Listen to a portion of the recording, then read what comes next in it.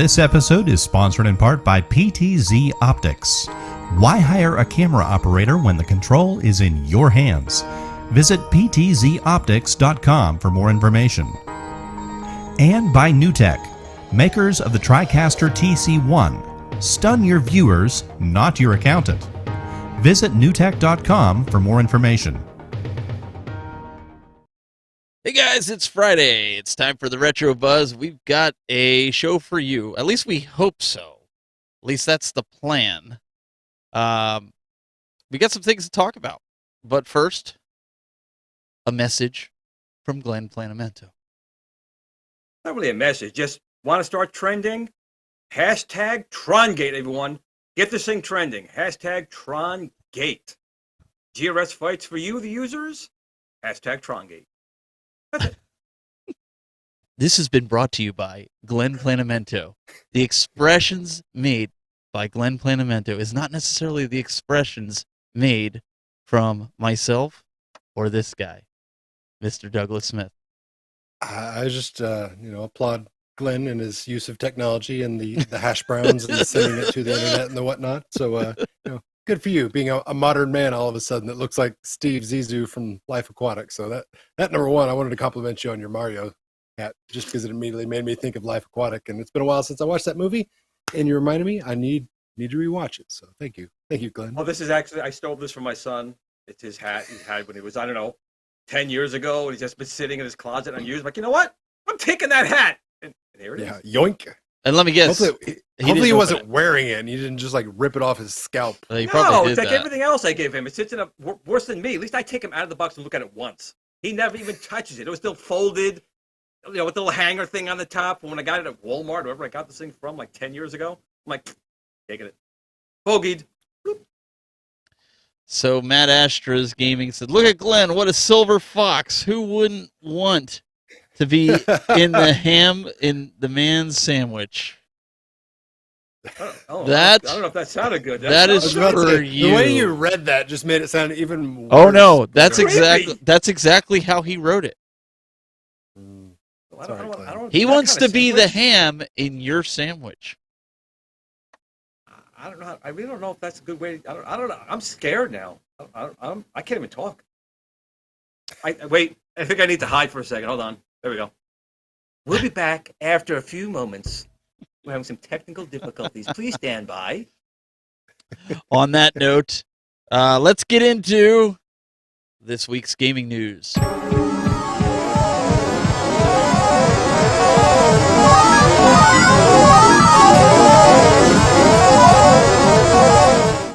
All right, so the big news this week was Sony's acquisition of Bungie. Now, if you're not familiar with Bungie, here's the short and long of it. Bungie, famous for developing the first couple of Halo games, basically putting Xbox kind of on the map, so to speak. Because without Halo, Xbox definitely isn't as successful today. I'm not saying that they don't exist, but obviously without the Halo franchise, Microsoft doesn't have as much competitive advantage to anybody out there, especially in the initial early days. So this is a big kind of knee-jerk reaction, at least it feels that way, because 2 weeks ago we were talking about the Microsoft/Windows acquisition of Activision and Blizzard, and oh my god, what is Sony going to do? Who are they going to buy? How are they going to respond? Well, didn't take long. They tactically, and I'll say that because I don't know how else to describe it, because this is both like a middle finger as well as a head scratching type of action on their part. Because when you say PlayStation/Sony acquires Bungie, you're like, oh my god, Sony bought Halo. Well, no, they didn't buy Halo, because Microsoft still owns Halo as an IP and a franchise.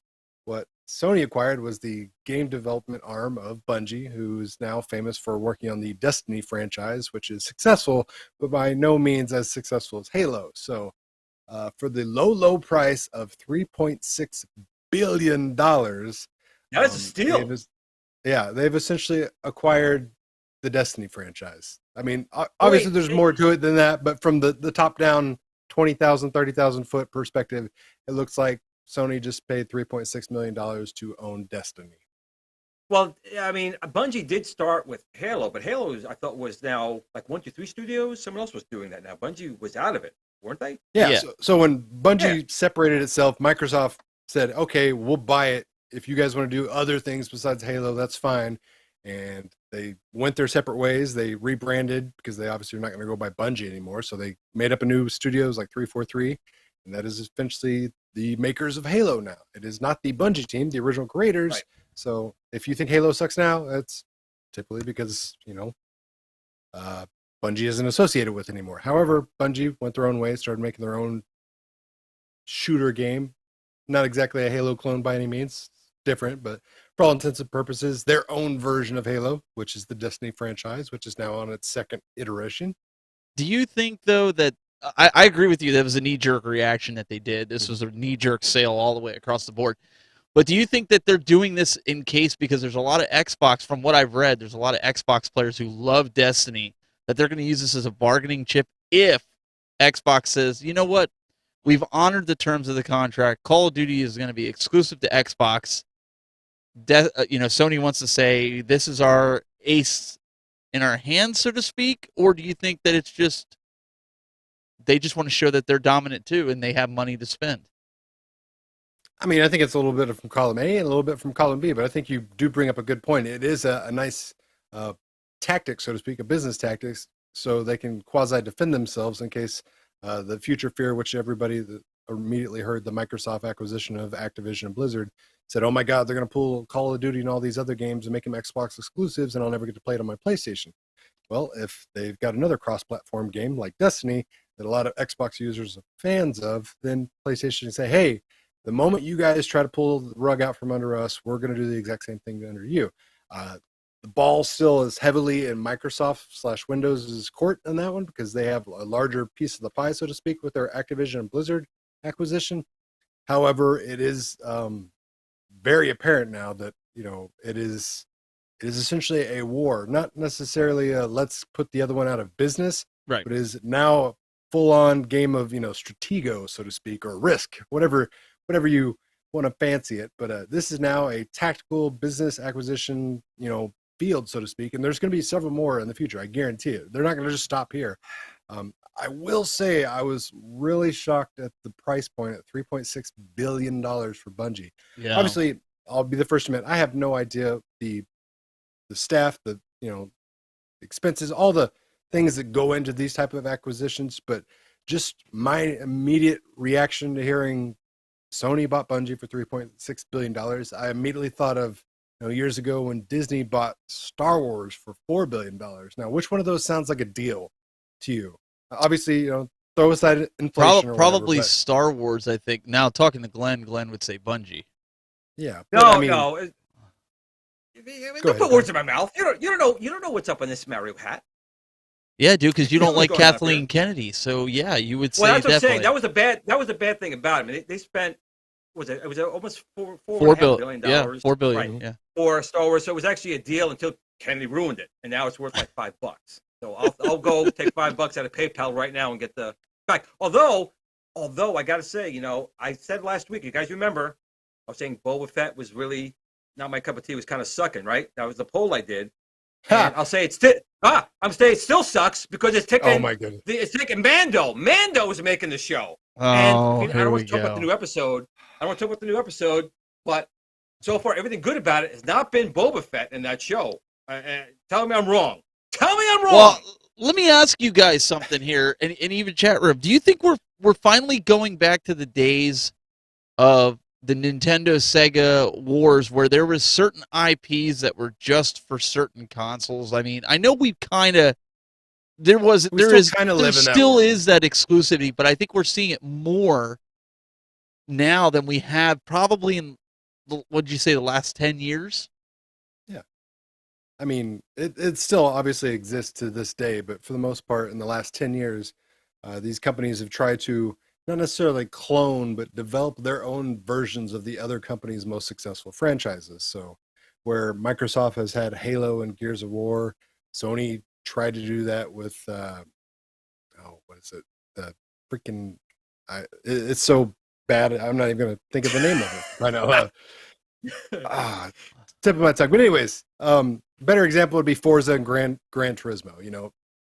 Simulated racing games, very much in the same vein, both successful for their own franchises, but essentially both companies trying to do similar things where the other one is successful.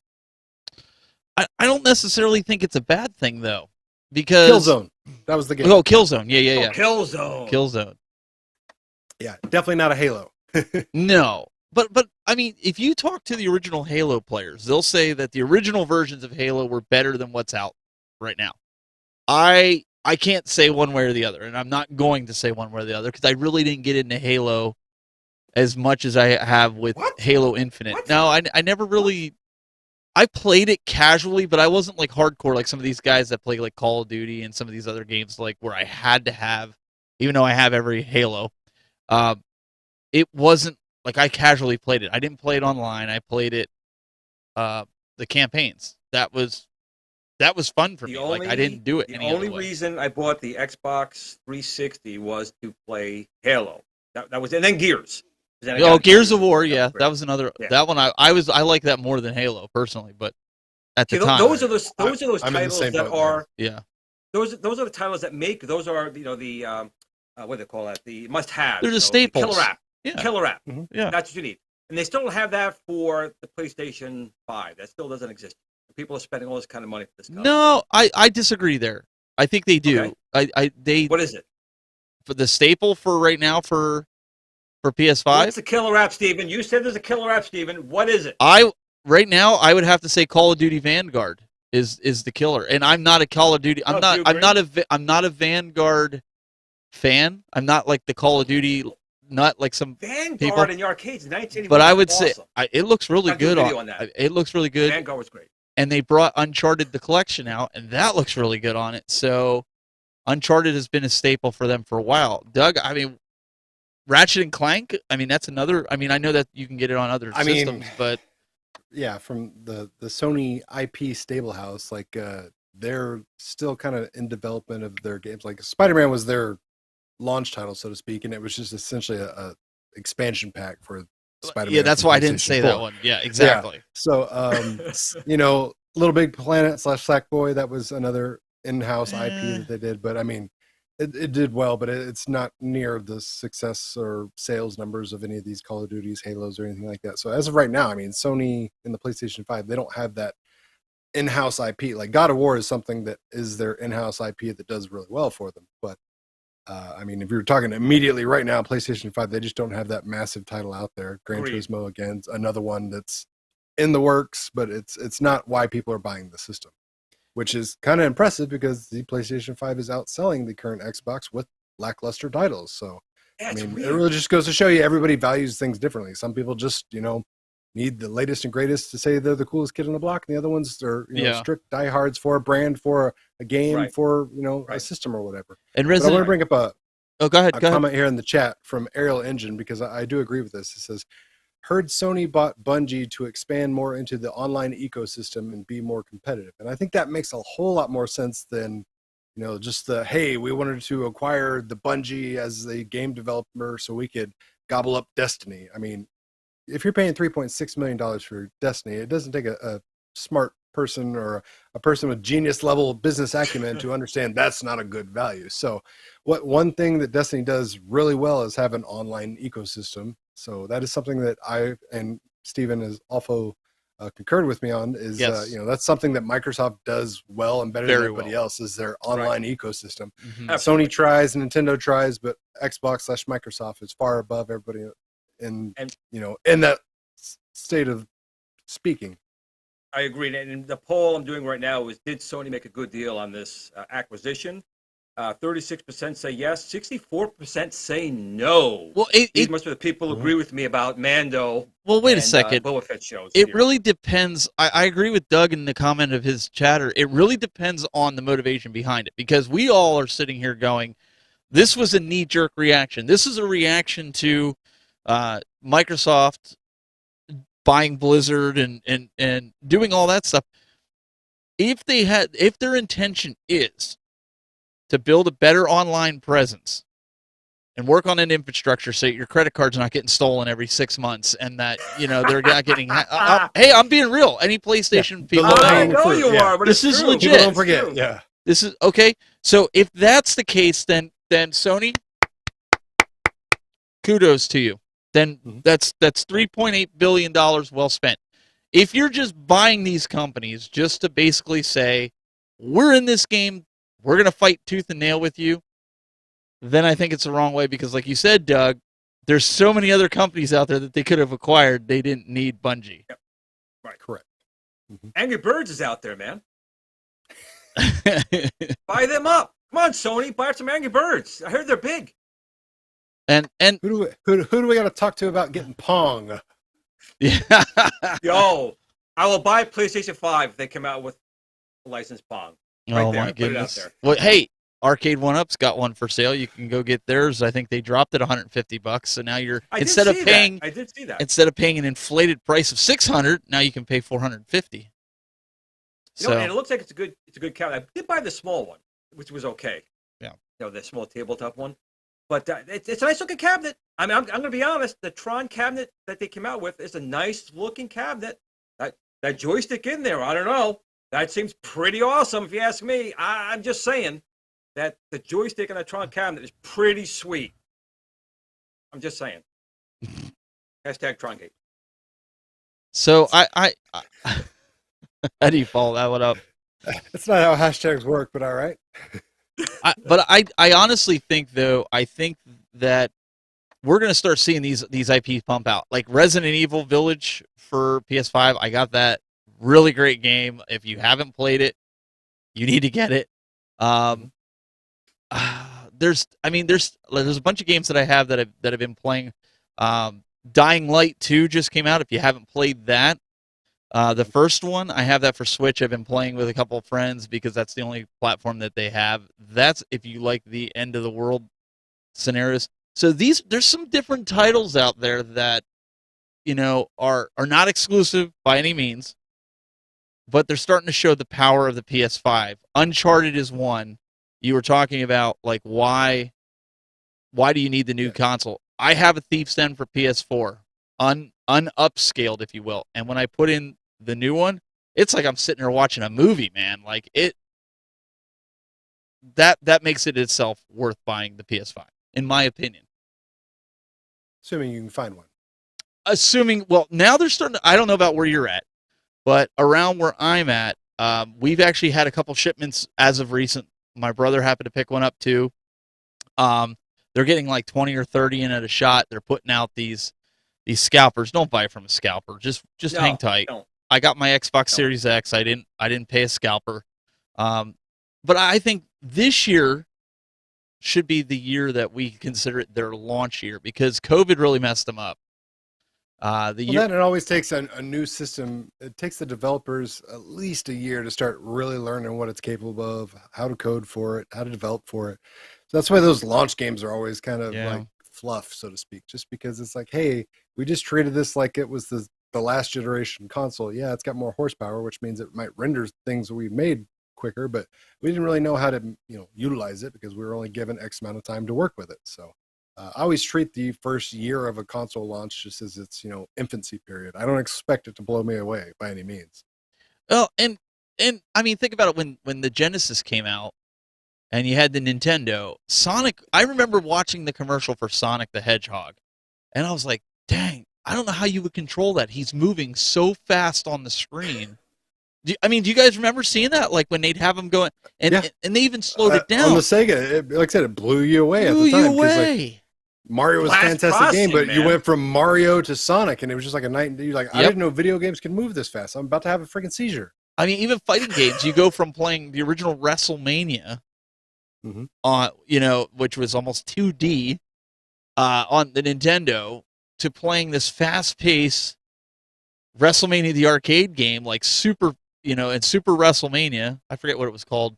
That's what it was for the Super Nintendo. Is that what it was called for the Genesis, Super WrestleMania? There was like Royal Rumble. Yeah, Raw, I think. They named it different, but it was essentially the same game, but had Papa Shango and I think Ultimate Warrior on the Genesis version, where Super Nintendo didn't have it for whatever stupid reason.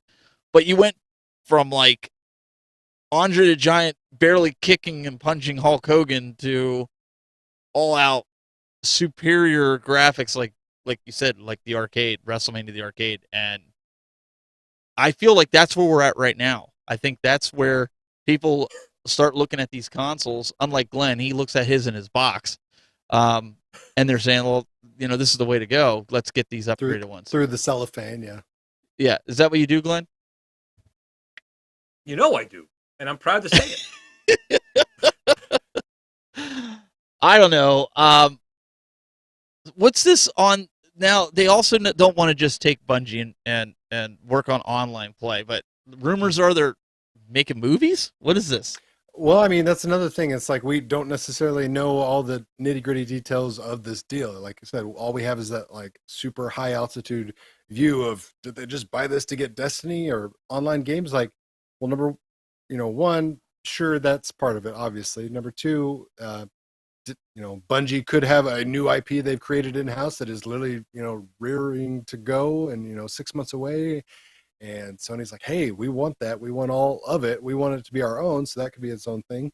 And there's the other arm of it. Sony is a multifaceted technological corporation. They don't just make the PlayStation. They make electronics. They do, movies. Spider-Man, obviously, is the most famous franchise right now, currently, going on that they have a part in. Obviously, Marvel is a big to-do with that, but a long time ago, I say a long time ago in modern day standards, years ago, Marvel was in desperate need of cash, and they made a deal with Sony and sold them the rights to X amount of movie characters, one of them being Spider-Man. Sony still owns controlling interest of Spider-Man. Obviously, they've started to partner with Marvel and kind of do some joint efforts, but Sony's made Resident Evil games. They've made, was it Blood Rain? They've made a couple of, garbage video game movies. They got Uncharted coming out very soon. So it's no, secret that they are more than capable of producing a movie out of a video game franchise. And what better, sense does it make to develop a video game franchise that you currently own all the rights to? So, I mean, it just makes sense that they would want to turn some of these IPs that Bungie is either developing or has already developed into some sort of entertainment. We got a Halo TV series we mentioned weeks ago that Paramount Plus is going to be doing. So, it makes sense that, Sony might want to expand a little bit and maybe make some of these into movies.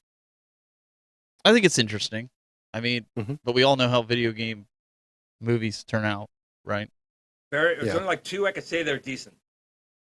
Really. The rest of them are bomb. I could say the first Teenage Mutant Ninja Turtles movie I enjoyed. I was, I thought that was good. And I still think the original Mortal Kombat was good. Actually, you know what? Rampage. Make it 3. I really enjoyed Rampage. I did. I don't know if I've seen Rampage. It's The Rock, your buddy Dwayne. Okay, Dwayne. I'm telling you, Mhm. I had such low expectations. I went in. I'm like, wow, this is actually good. I liked it. Yeah, I have to watch Mortal Kombat again, but I know the latest one that just came out was. I'm sorry, guys, if you liked it, but it was horrible. There's I no would say it was plot. horrible. It did enough to get a sequel. So Yeah. Yeah. it was a low bar. Yeah. It wasn't horrible. It was now over top with the gore, and the story and the characters. The main characters. The lack of story, is that what you said? Yeah. Yeah. pretty Okay, much. that's what But I was checking. the first Mortal Kombat that came out was good. The second one was kind of weak, and the TV series, there was like 2 TV series that came out on like TNT. Wasn't very good. It seemed rushed. Like I felt like it rushed into like Mortal Kombat, how it started, rushed through a single fighting scene that it was leading up to, and then it rushed the ending, and there really wasn't any time for a story in between it. I felt like you were just like, it was like bam, bam, bam, bam, bam. Anybody else feel that way? No, I mean, you're Red right. Rock? You described it well. Maybe I expected more out of that movie, and because of how iconic it is, being that it's Mortal Kombat, one of the top fighting games. But I'll be honest, I would have felt that way if it was Street Fighter. Another food. See, that's what gets me, man. The story's done in there. We have the stories. You got the fans, and they pull the friggin' rug out from you with some stupid ass story. They think they're being smart and subverting expectations. But you know what? All they're doing is ruining a franchise and blowing money out. Sonic the I'm Hedgehog, sorry. the movie. Sonic the Hedgehog, the movie was actually really good. It was, Fantastic. Yeah. but it was almost an abomination, and you know it. Yeah, When I'm that not going to first- deny. They listen. And I'll give it to them. They listened to the fans, and they went back to drawing board, spent money, and fixed it. If that had come out the other way, I don't care how, it would have been horrid. Sure. But they listened to the fans. You know what happens when you listen to fans? You want to know what listen to fans? What happens? Get hashtag TronGate. Hashtag TronGate. Listen to the fans. Listen to the fans. Tell us how you really feel. I really can't. No, I can't. but he's right. I mean, that's what we've been saying all this time through, the arcade cabinets, through everything since day one. We've been saying that.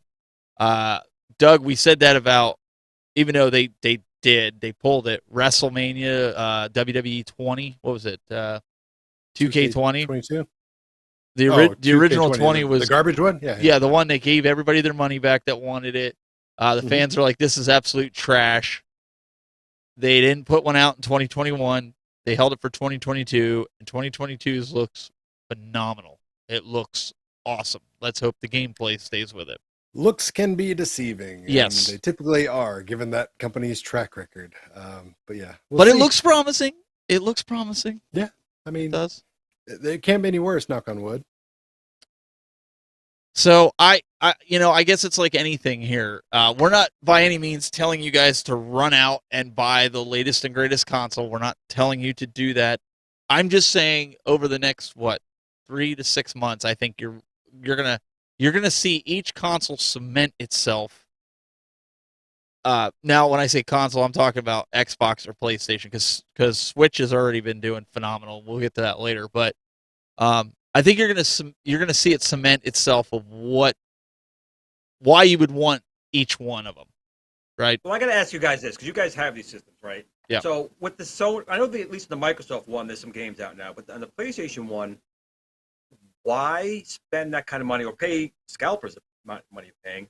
What are you getting out of this console? I know probably upscales PlayStation 4 games, maybe it looks nicer, but is there really a reason to spend that kind of cash on that console right now, other than saying I just want it? I think at this point in time, because they're so hard to get, if you find one, you should buy it because of what's coming. Over the last year, if you would have asked me this question, I think it falls into the same arena that most people have with these arcade one-up cabinets that are coming out, that games that they'll play for a day or two, they get the FOMO for the cabinet, they play it, they're like, it's great, and then it sits in their game room and collects dust. Like Tron. Not if you put a bag on it. Unless you put a bag on it. And listen, I'm not shooting on people that like the Tron game. I'm just saying the majority of them like the look of the cabinet. They don't necessarily like the game. More aptly described for that perfect scenario that you just illustrated is going to be the Terminator 2 cabinet. I think there's so many people that look back on that game with rose-colored glasses, and I'm not saying it's a bad game, but I don't think a lot of you people understand how difficult that game is. Even with endless amounts of quarters, chances are you're only going to get to the third level and you're going to die consistently. Because even on endless quarters, the vast majority of people are not good enough to beat that game. And what I mean by that specifically is the third level, there's a truck and it's driving along, and your job is to keep all the Terminators away from killing the truck. There's John Connors in the truck. And I don't care how many credits or coins you put in that machine, the majority of you are definitely not going to be good enough to beat that level. And you're going to have spent $800 for a game, an arcade cabinet that only has one friggin' game, that you can't get past the third level, even with endless credits. So enjoy that while it lasts. Like I said, it's a beautiful cabinet. It's a piece of arcade history, and I enjoy the game, but it's stupid hard at that one specific spot. And I think a lot of people are going to be really regretting a $800 purchase. And Glenn, I agree with Mike here. He says he has the PS5 and the Series X, and he prefers the PS5. I'm in the same boat. Nothing against the Xbox. The controller, the PS5 controller, is the best controller that's on the market right now. The best controller needs a game to play, right? Otherwise, it's just a thing you're holding in your hand. Well, there's games. I mean, like I said, Resident Evil Village. It's a different experience on the Xbox. Here's the thing, though. Games can come later, Glenn. The Xbox controller that was shipped, it's pretty much the exact same controller that you already had on your Xbox 360, just different. I mean, mildly different. It works. Did it work? Yeah, that's what I'm saying, though. Like PlayStation 5, there's so much. There's a speaker in the controller. They elevated the bar for a controller, whereas Microsoft just said, "Hey, we're good enough at what we're doing. Why reinvent the wheel?" And there's pros and cons to both of those approaches, but just looking at the technical aspects of the controller, it's a night and day difference. Well, like Glenn, take for instance, you talk about the Sony controller. Why is it different? Okay, so if you're playing a game, we'll use Call of Duty or Fortnite because there's walkie-talkies in there. In your headset, you can hear your comrades chatting with you and whatever. If you walk into an area where you're getting a message over your walkie-talkie in the game, all of a sudden, you'll hear it faintly in your headset, but you really hear it out of the controller, which sounds like a walkie-talkie. And it just gives you that immersiveness that I think, is it necessary? Okay. No, don't take it as I'm saying this is necessary, but it's the technology behind it and the feel of the controller. Just little things like that I feel like Sony paid a little bit more attention to detail on. Well, that's fine. I get that, but you gotta get some games out there to use, take advantage. They're of it. coming. People are waiting over a year. I keep hearing that. You know what else is coming? Fusion reactors. It's coming. I think there's something else It's that's always coming. 20 years away. There's something else that's coming, Well, isn't there? It's a family show. Hang on. I got a super chat that's directed towards you, Steven. So this is from Dylan Rackle. Says, tell Steven the show's theme music is badass and the graphic of the random people in front of the screens with that whirling sound effect for the Gaming News of the Week segment is hilarious. Thank you very much, Steven. Appreciate for that. putting that together. And Dylan, thank you very much for the super chat. No, Appreciate sorry, it. proceed before I rudely. No, you're good. Well, I'm just waiting for it's that- Glenn to make the transition. Yeah. It is time once again for Game of the Week. Let's go.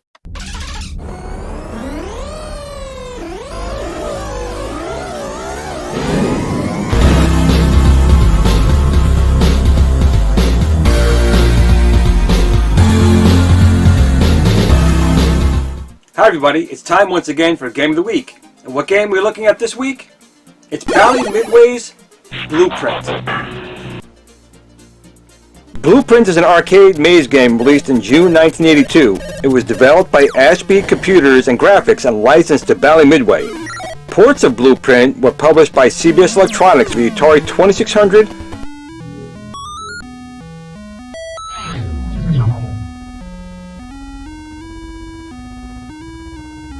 Atari 5200,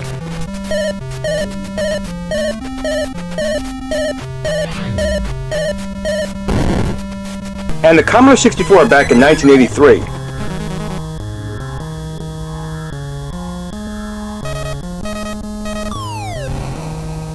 The player controls JJ, a man whose girlfriend Daisy is being chased by Ollie Org. To defeat Ollie, JJ must find all the parts of the machine he has designed, assemble it, and use it to shoot Ollie. Controls consist of a joystick and an action button. The screen is divided into 3 sections. At the top is a ledge on which Ollie chases the girl, occasionally knocking down flower pots that may hit JJ. The center portion of the screen is the maze of 10 houses. The bottom contains the machine's blueprint and a start button. The bottom of the screen contains a blueprint, a start button, and a pit. 8 of the houses contain 1 machine part each, while the other 2 houses contain bombs. The contents of a house are only revealed when JJ enters it. If a part is found, the player must move it into the proper position on the blueprint. If a bomb is found, the player must carry it to the pit before it explodes. The player will always find the bomb in any previously visited house. Holding the button down allows faster movement. The speed can only be used for a limited time, as shown on the screen's gauge. The gauge is partially refilled when setting a newly found part on the blueprint. Once the machine is fully assembled, JJ must step on the start button and then climb aboard the machine. The player must now use the joystick to maneuver left and right and shoot balls upward. If Ollie is hit, he falls down and the level is complete, with the bonus points awarded for each flower pot remaining on the ledge. A new level begins with the houses in different configurations. The first 3 levels are unique, but the 4th level and beyond use the same level layout. JJ must avoid falling flower pots, bouncing flowers that emerge from the flower pots, and a creature named Fuzzy Wuzzy, who roams the maze. On the Commodore 64 version, it is known as Maze Monster, and appears starting on level 2. A monster named Sneaky Pete, Weird Willie on the Commodore 64 version, occasionally climbs out of the pit and wanders across the screen's start button, stomping on it, which causes parts of the machine to fall off of the blueprint. JJ must drag Pete back to the pit and then set the fallen parts back in place again. A life is lost if any of the following occurs: being hit by a flower pot, touching Fuzzy Wuzzy or bouncing flower, failing to place a bomb in the pit before it explodes. Ollie catches the girl. Ollie Org chases JJ's girlfriend across the top of the screen and drops lethal flower pots. Sneaky Pete lives in the bomb pit and will emerge to prematurely activate the machine. If he does this successfully, the gathered pieces will fall off the machine's blueprint. Fuzzy Wuzzy is a wandering monster, first appearing on level 3, who will kill JJ upon contact. I have to admit, Blueprint is probably one of their obscure games back in 1982. It's a fun game, but you really got to pay attention to all different kinds of aspects of the game to actually successfully beat the game. The home ports are actually pretty decent. The graphics in the arcade were nothing spectacular. Of course, you could play it in MAME and on the consoles aforementioned, like the Atari 2600, Atari 5200, and the Commodore 64. Well, that's it for this week. Join me again next week for another Game of the Week. Until then, remember to tell your family and friends that you love them. But of all else, no matter what you play or how you play it, just remember to game on. And Blueprint, the review, was brought to you this week by #Trongate. Rob Coleman had a nice little piece of trivia. It says a very early title from the guys that eventually became Rare. So, Battletoads, Killer Instinct, that's where they started. See? You got to realize these old games. I'm trying to concentrate more on the games people don't remember. And Doug brought up a good point of where they went to now. The point of my video is just to show people these games that fell off the map. They were good games, they were fun games, but they didn't make it like your Tron or your Asteroids or your #Trongate. Those things didn't make it over the years. So that's what I'm trying to concentrate on. It won't always be old. It won't always be arcade machines either. Maybe console games in the future might be something completely different.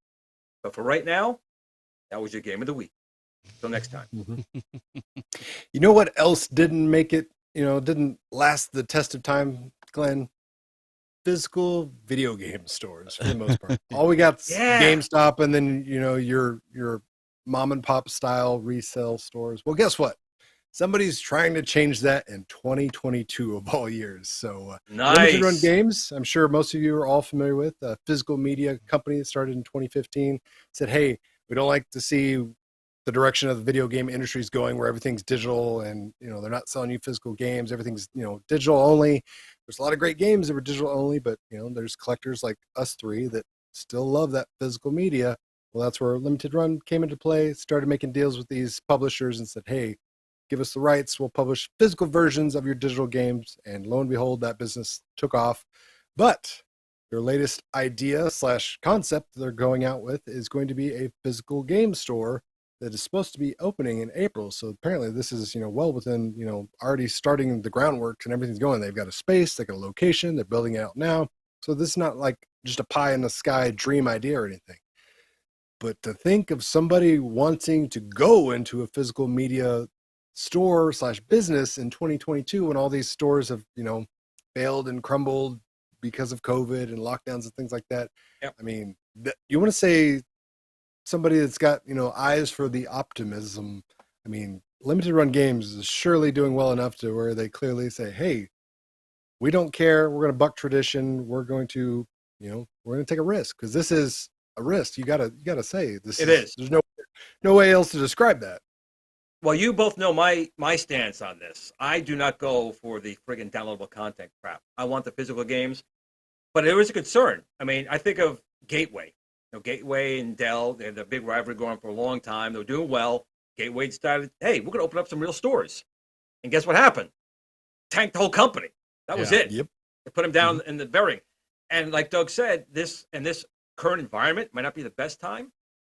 But I'm going to try and support them as best I can. I'm waiting for certain games to come out on physical medium through them to buy them.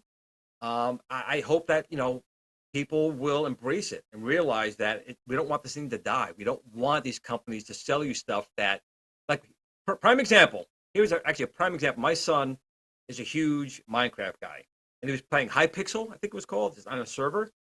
And he's been playing for like 5 years. He's actually was ranked like 48 out of like 80,000 people on this game, which shows how much time he spends on Minecraft. But they shut the server down. They shut Wednesday night was it. That server's gone. So all the kids who were playing that and love that, guess what? It's gone. You got nothing. That's what happens with these type of things. And your Sonys and your Microsoft and these new properties and these downloadable systems and these games getting this way. And some people might be fine with that. I know some people who play the games that could care less and they trade the games in. But if you're a collector or someone who actually wants to play the game when you want to play it, it's a horrible trend. it's a crime. It's a crime because that Hypixel game again. It looks like Lego to me. I don't know, but the kids who enjoy playing that type of game, it's gone. No, it's just like That's it. we talked about with Fortnite and stuff. But I have some orders in right now with limited run game. I have Castlevania, The Boy and His Blob for the regular Nintendo. I thought that was a good option. And the one I'm really looking forward to is Martha is Dead. I think that's coming up in a couple days for PS5. I really want to get that game. I'm into like the horror, like the Resident Evil style games, and this looked really good. And I don't know, I'm a sucker for those types of games. So that's on my list right now. For a limited run. Yeah, it'll be interesting to see how this plays out for him because, I mean, we already mentioned it. It's a huge risk, and another thing that is kind of not necessarily a red flag, but a thing that makes me raise my eyebrows is if you were going to open a physical video game store in this modern day, just hypothetically, gentlemen, what city or area would you guys open it in?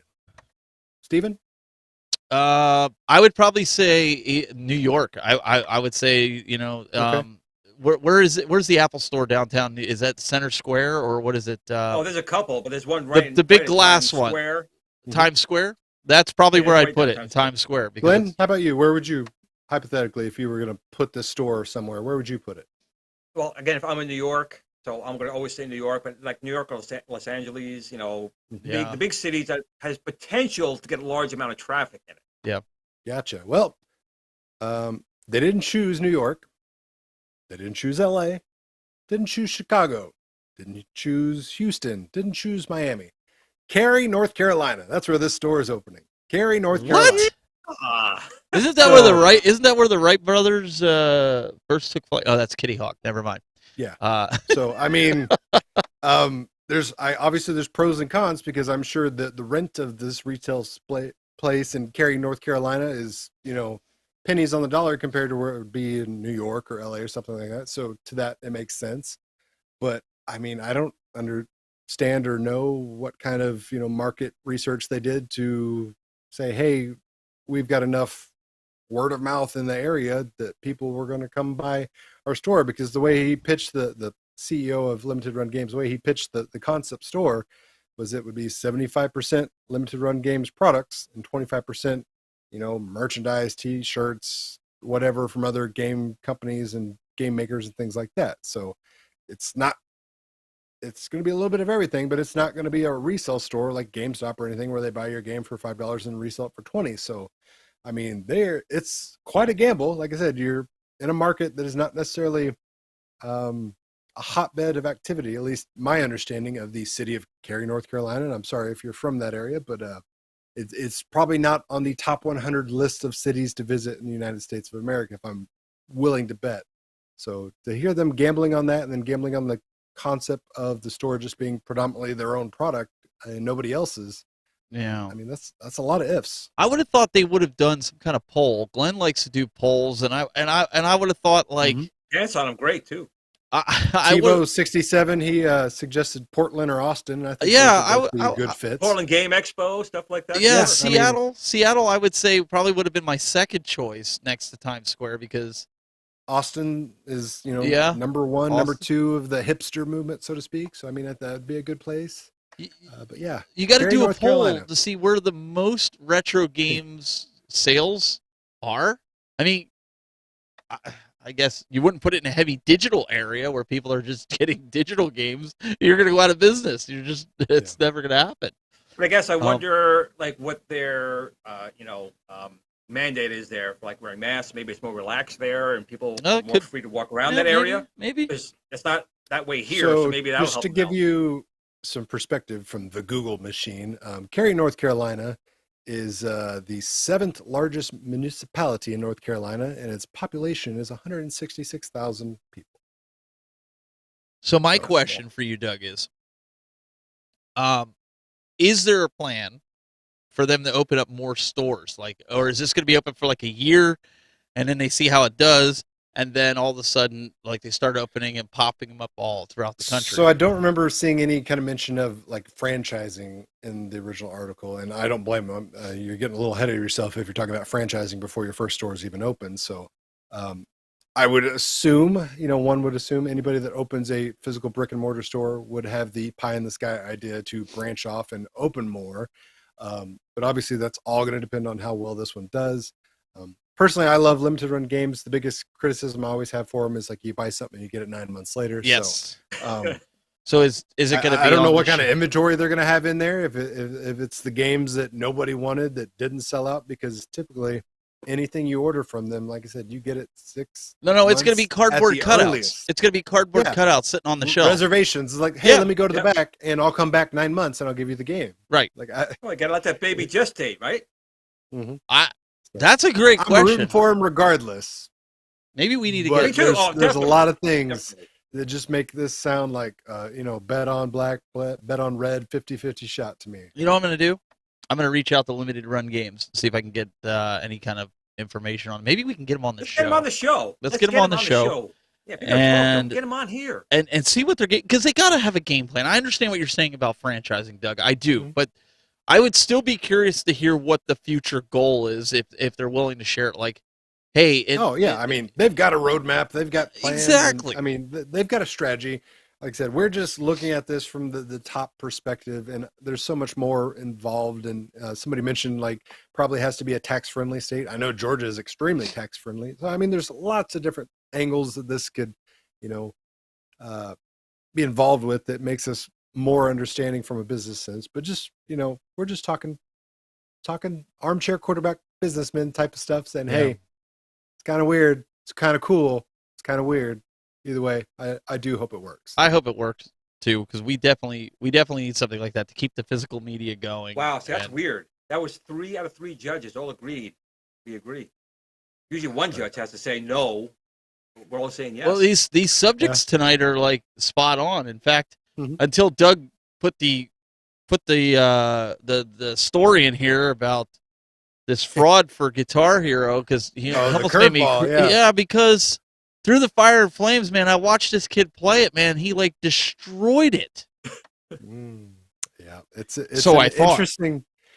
Oh, that's the thing. It's an interesting story because come to find out, we'll just call him the most. I don't want to call him like the world champion of Guitar Hero because that's not really a thing, and if it is, it's not a title this guy has. But probably the most prominently known Guitar Hero player in the Guitar Hero community. Well, it was revealed that he's been essentially duping everybody and being a little disingenuous with his content and his uploads and his proving of how exceptionally good he is at Guitar Hero. He got exposed this week, and then he actually came clean, which is something I never thought anybody in this modern age would do. He owned up to it, said, yeah, a lot of what you saw from me was doctored, was, edited, was faked in some way, shape, or form. It's like, I've been doing it for years. He's like, I'm a fraud. And he shut down everything on his social media and apologized. And, props for him for owning it. But it goes to show you how people's mentalities and egos and all that thing can get twisted with social media and internet fame and reaction. And people start doing things for the wrong reason. Because by all accounts, this person, I think his username was Shmooey or something like that. I don't follow the Guitar Hero crowd, so I'm not familiar with it. I didn't even know there was such a thing. So exactly. Okay. But regardless, this guy apparently, by all accounts, has been to certain like conventions and things and performed live and pulled off exceptional feats. So for all rights, he is a good Guitar Hero player / performer. But that wasn't enough for him. He wanted to be the best, and he wanted to prove to everybody that he was better than everybody else, and he started doing that by illicit means. Essentially, he was using the PC version of Guitar Hero, slowing down the game, playing it at whatever speed he felt comfortable with, and then recording his webcam and then splicing them together and doctoring the speeds back and forth to where they synced up. And he thought he was good, but people thought he was too good, and they noticed some inconsistencies with the way he was playing versus the notes on the screen, and they started looking at the footage deeper and harder. And wouldn't you know it, the internet being the internet, having all the exceptional time on their hands, they decided we're going to expose this guy. So that's what happened. TMT Mixes says cheating is the word you're looking for. 100%. Yeah. I mean, he was cheating, but that's the thing. Like, it's such a weird thing because it was like, to my understanding, he was cheating, yes, but he wasn't like winning competitions and prize monies. He was just literally lying to people and, basically trying to prove that he was better than everybody else without any sort of like, I don't know, accolades. Because like I said, he wasn't like the Guitar Hero World Champion. He didn't win $50,000 prize package here or anything like that. He was just a guy uploading videos on the internet, looking for internet fame in all the wrong places for all the wrong reasons, and he got it in I spades. tell you. I thought I you tell all you you what had to happens. I thought all you had to do Okay, is Steven. upload Arcade 1-Up videos for internet fame. I thought that was the, I mean, the yeah, go-to. you can do that. There's 1,000 people doing it these days, Yeah, and I there's just- 1,000 people doing it for the wrong reasons. That's fine. If it makes you feel better, great, do it. If it makes you feel good before you put your head on the pillow, that's fine. Do what you got to do, but do it for the right reasons. Yep. Practice. If you want to be the best Guitar Hero player in the world, just Practice. practice. Don't take shortcuts. Nobody's impressed by the guy that took the helicopter to Mount Everest. Nope. You know what happens when you take shortcuts? You want to really know what happens? You get Trongate? hashtag Trongate. You get hashtag Trongate right there. Take a shortcut to get you hashtag Trongate right there. That's a shortcut. So Now, I got a comment from Okay, Rob go ahead. Coleman. Says, "Can I do a random shout out for New Wave Toys? Received my 1943 sticker pack today. Didn't ask for it, and technically shouldn't be entitled to it as it's not licensed for sale in the UK." So amazing customer service on the part of New Wave Toys. We've had them on the show numerous times. We're all a big fan of them. We've spoken highly of them. I will speak highly of them any day of the week because I think Yes. they do an amazing job with their products and their customer service. Glenn, I know you put up a video covering this sticker, and we mentioned it previously. Yep, that was Stickergate. Yeah, that was Stickergate. And it's one of those things. Shiloh. He's the CEO of New Wave Toys, and he's very passionate. He really is passionate about it. And this is just something that somehow just got into the radar. There was an error in the midway wording on the decal, but all the machines had already been sent out. So he sent a decal out, and me. You guys know I'm a freak when it comes to stuff like that. It's like it's not perfect, and I start like having compulsion and stuff. So I was a little worried, but Shiloh sent it out and says, put this on and see if you can do it. And it really was not difficult. It came out really, really well. It took me like 5 hours, by the time I got the measurement and everything right. But it turned out pretty well. And, New Wave Toys has always tried to step up to the plate and own if there's a mistake. And they've done it in the past, and very rare. Like some things with the BIOS, that you can update the firmware on the machine to fix things. But the decal one was a big one. Some people are still choosing to leave the decal as it is versus even putting anything on it. They say they don't care. But it's really, if you do get the decal, it's not hard to do. And real quick, I did get a super chat. So again, I'm having little tingles. I get spider senses with these super chats. This is from Juan. He said, "You want to give me a super chat 2 weeks in a row? You guys put on a great show every single week." Thank you, Juan, very much for that. Really appreciate it. But super chats are really not necessary. We're not in here for super chats, but we try and read comments and show comments as much as we can. But again, we thank you and appreciate it. Absolutely. We have another story here, real quick, with Nintendo Switch, Doug. Yeah, so I mean, we've spent a couple of weeks talking about Sony versus Microsoft. They're buying this company, they're buying that company. Meanwhile, Nintendo's off to the side just burning money because they are making it hand over fist, not buying anybody. They're just selling their stuff. So probably not a really surprise to anybody, but guess what? Nintendo Switch is now their most successful home console of all time.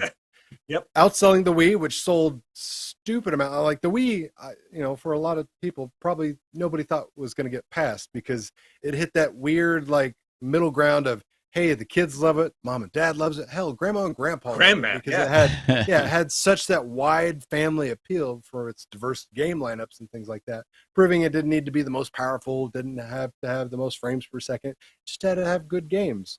So Switch, very much in the same vein. Not the most powerful system on the block, even with the updated OLED version. Just has great games, has a great concept with the portability functionality of it, and it has now sold over 103 million units since 2017. Yep. And So historically, the most powerful system never wins the race because it's all about the numbers versus the games, and that's usually what happens. I got the most powerful graphics processor and memory, and it's the best machine ever. They don't have the games. Well, Someone's gotta at least. It only How it took works. them 2 consoles to merge them together to give you the Switch. It took the Wii U to give you the Switch. And Well, that's okay absolutely. because Kathleen Kennedy's got 3 movies under her belt, and they all suck. So well, and I actually have, going with that story, and I put it in there, for a game of the week that I did pre-order, and I pre-ordered it, but I didn't pre-order it, right? So I ordered it. It'll be here because of the snowstorm. It should have been here today, but it won't be here till tomorrow. So weather conditions. It really was. So Pokemon Arceus, right? Pokemon Legend Arceus. I am not a Pokemon game fan, okay? But I was watching this because I've been playing with my kids. I play the one on your phone and, when I have time. But looking at a lot of the reviews, they say this is the best Pokemon game that's come out for the Switch yet. And if you're on the fence about getting it, and they said get it. So I seen the prices of it creeping up. I see scalpers selling them for $150. You could still get them on Amazon for $40, $45, $50 normal. GameStop, Walmart. If you're on the fence about it, buy it. I played a little bit of it. I want to say I saw sales numbers on it, and they reported it already sold like 6 million copies or something like that, and it's already outsold the last, was it Sword and Shield? Sword and Shield, yep. Yeah, so I mean, clearly people are excited about this game. So, well, and like I said, once I get it, I played it in the demo in the store. Once I get it, when I get some more time with it, I'll let you guys know my thoughts on it. But again, I'm not a Pokemon person, but I like the whole you're walking around as a character, not just you see, them just sporadically pop up and you're throwing a ball, kind of like a third-person shooter type of a scenario. I think this is very Zelda-esque. Now there was some people saying like, okay, for the Switch, they could have did better on the graphics. Okay, but it's a Pokemon game, and to me it looks reminiscent of a Pokemon game, right? I mean, everybody's got their own expectations of what things should look like and how they should play. But I mean, to me, this looks like a Switch game. Like, it doesn't look underwhelming. It doesn't look overwhelming. It looks exactly how I would envision a Pokemon Switch game. So as long as the gameplay is there, that's all that really matters. And the fun factor. That was the other thing that they said, that it's actually a fun, immersive game. And that's what I was looking for in this. So Pika Pika. Catch them all, Steven. Catch them all. You know what? I'm gonna try, and hopefully, we end up having a good review on it. If you in the chat room already have it, let us know in the comments what you think of it. For one, on any of the chat rooms that you're in, maybe you've already played it. Maybe this is something that you've been on the fence for, and I'll be honest, I was on the fence for it, just because I don't really buy the Pokemon games because I don't know. I guess maybe the phone kind of made it boring for Pokemon me. Go, yeah. I mean, you can only get so many trespassing, citations before your love for Pokemon Go dwindles.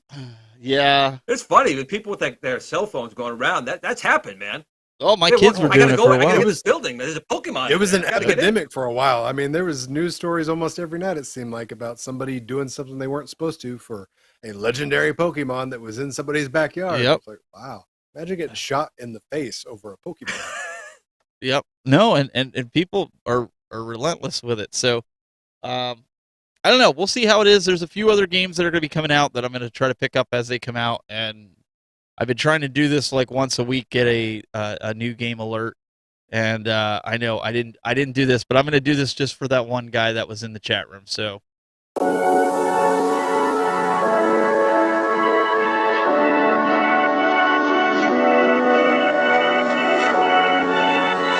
there was your new game alert with that. So that's something that like I said, I'm going to be going hopefully game hunting tomorrow because the road should be somewhat decent. You have your reindeer in your sled? So I have a line right now on a Game Boy Advance SP, the 101 version with the extreme backlight that comes with $5. Don't tell me $5. I'll beat you. Comes with the 5 Pokemon games, the originals. They're not recreations, and it's $200. You could sell the games for that. Jesus. Yeah. Well, when I valued it out of all the Pokemon games plus the Game Boy Advance SP, I came up with $875.65 if I were to sell everything. Did you buy this yet? Not yet. Okay, so you're doing the same thing as last time with that Lynx, where they're probably watching the show. They're not watching the show. Wait a minute. No. Wait This is somewhere else. Yeah. No. You're telling them that I'm they're legit here. undervaluing their product. No, this is legit. And Steven, everyone watches this show. That was your first mistake. So be careful. Well, I They're didn't. going to jack up that price. So it's been on. Wait. So this is where I didn't make the mistake. It's been on the market for 2 weeks, and I just asked them if it was available. I didn't say I wanted it yet.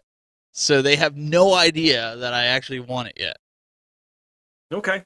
So Okay. I'm so tomorrow when I wake up, I'm gonna be like, dang nabbit, they raised the price because they watched the dang show like they did with the. I'm telling you. Ugh. And I got another super chat coming through from Oh man! Plagan 66. I'm telling you, I'm on a roll. And Nice, you know, Darth Plagueis, the wise. this is the wise, and I have to agree with him. This is probably the most truest thing I've ever going to read to you guys coming from Darth. Okay, Kathleen Kennedy does suck, along with episodes 7 through 9. Hashtag Trongate. Thank you, Darth. I didn't know Glenn's other username was Darth Plagueis. I didn't know that either. Well, I guess we're I learning mean, it something makes new. sense because he's the wise, but So let's. I got a comment here in this chat. Let's pull this up by Peter Michael.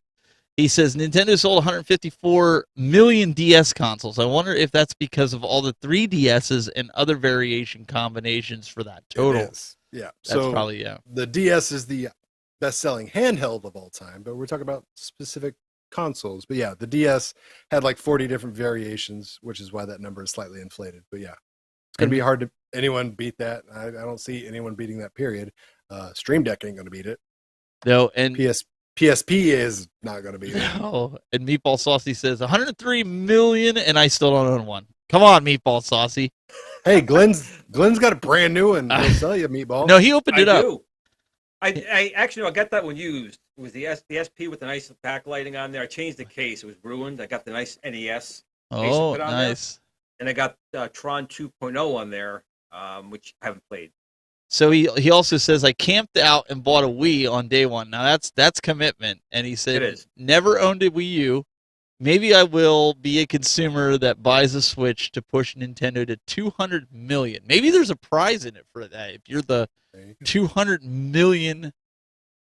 Well, I mean, consumer obviously to buy when they it. move on to something in the future and the Switch goes down to $99 or something like that, that thing is going to explode with sales. And the OLED, if you're in handheld mode, the OLED is the route to go. My son, he has the OLED. My daughter has the OLED. And even my wife, my wife and my daughter got rid of their Switch lights for the OLED. I'm still rocking the second generation original Switch because I play mine on the TV most of the time. So for me, the OLED right now Is it better battery life? I know it's a better screen. But it is better battery life. too? They It get is. almost. My son can play Fortnite for like 12 hours and the battery don't die. So that's why. Well, there's your Why is he problem. playing for 12 hours, Steven? Because he likes it. He's that good at it. So I don't know. I guess it remains to be seen what Nintendo is going to do and what all these companies are going to do. But we're going to continue to bring this to you week in and week out. Mr. Douglas Smith, youtube.com/cooltoy. Instead of cancel culture, he wants it to be cancel cool toy. Yeah. So Don't cancel everybody else. Just cancel Cool Toy. Unsubscribe to him. Don't follow him. He's a charlatan. He's rusing the community. Just get rid of him. and now we interrupt this broadcast to bring you a special news bulletin from Glenn Planamento. First of all, I want to thank everyone for coming on another retro show this week. But one thing I got to tell you guys, more than anything, make sure you go out tonight, you stay home tonight, you see your girlfriend, see your boyfriend, whatever you do tonight, hashtag Trongate. Make sure you post hashtag Trongate. It's real. It's real, people. This is real. Hashtag Trongate. The sentiments of this advertisement are not necessarily I gotta figure that out. Representations of the rest of the Retro Buzz crew. Thank you. You know, we're getting close to 100 episodes, people. You realize we're like 9 episodes away from 100 Retro Buzz episodes? I heard you're giving That's a away big deal. 100 Tron joysticks to all the Arcade 1-Up people. Oh, wait, they already got them. They already, yeah, they've Oh, gone, they man. already got them. They came boxed They- with it. I forgot. I'm sorry. Yep. Yep. But what are you giving? What are you giving for free? We got we got to think about this. This is a big deal. Retrobuzz being 100. That's a big deal. It's like my age. I don't know. We'll have to see what we could do. Maybe there'll be some software things that we could do. I don't know. Anyways, 9 episodes away. Actually 8 episodes. This one's in the can. So Yes, in the can. This one's in the can. So guys, we really appreciate it. We'll see you next week for the Retro Buzz on Friday. Until next time, keep it buzzing.